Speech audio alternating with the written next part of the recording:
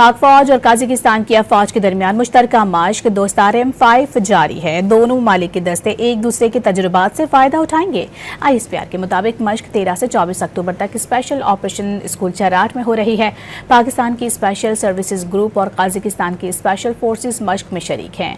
मश्क का मकसद इंसदाद दहशतगर्दी के शोबे में पेशा वराना महारत को निखारना है। पाक काजिक अफवाज तारीखी अस्करी ताल्लुकात को मजीद मुस्तहकम कर रही है।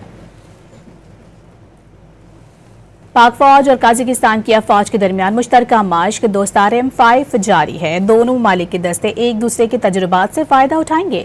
ISPR के मुताबिक मश्क 13 से 24 अक्टूबर तक स्पेशल ऑपरेशन स्कूल चराट में हो रही है। पाकिस्तान की स्पेशल सर्विसेज ग्रुप और काजाकिस्तान की स्पेशल फोर्सेज मश्क में शरीक हैं। मश्क का मकसद इंसदाद दहशतगर्दी के शोबे में पेशा वराना महारत को निखारना है। पाक काजिक अफवाज तारीखी अस्करी ताल्लुकात को मजीद मुस्तहकम कर रही है।